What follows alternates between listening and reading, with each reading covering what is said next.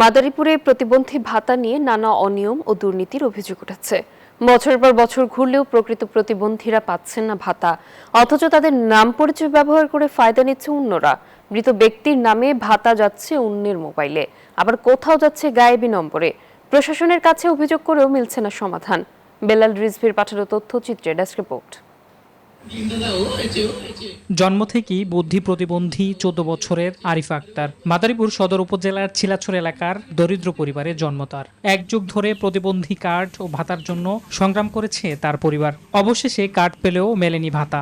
যেমন নতুন একটা নাম্বার উড়াইতে বলছে, ওই 35-এর বিকাশ কার্ডে যেমন নতুন নাম্বার দিয়েছিলাম, হ্যাঁ টাকা পয়সা দেয়নি।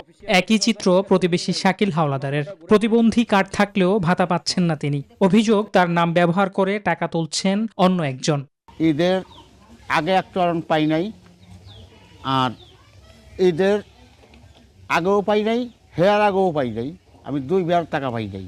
শুধু আরিফা বা শাকিল নয়, সদর উপজেলার বিভিন্ন এলাকার শতাধিক ভাতাভোগীর অভিযোগ, তাদের মোবাইল নম্বর পরিবর্তন করে অন্য নম্বরে পাঠানো হচ্ছে সরকারি ভাতা।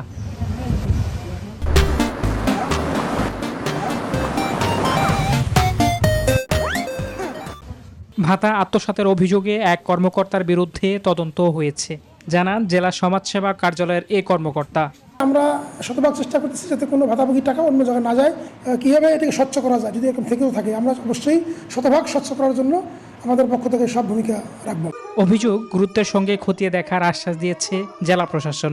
যতটা সমস্যা আছে, প্রত্যেকটা সমস্যার বিপরীতে কিন্তু আইনগত বিধি ব্যবস্থা রয়েছে, এবং যে অনুযায়ী যার যেটা প্রাপ্য সেই জায়গাটা আমার অবস্থান থেকে নিশ্চিত করা হবে। তদন্ত করে দোষীদের বিরুদ্ধে দ্রুত ব্যবস্থা নেবে প্রশাসন, এমনটাই প্রত্যাশা সংশ্লিষ্টদের। Desk report, news 24।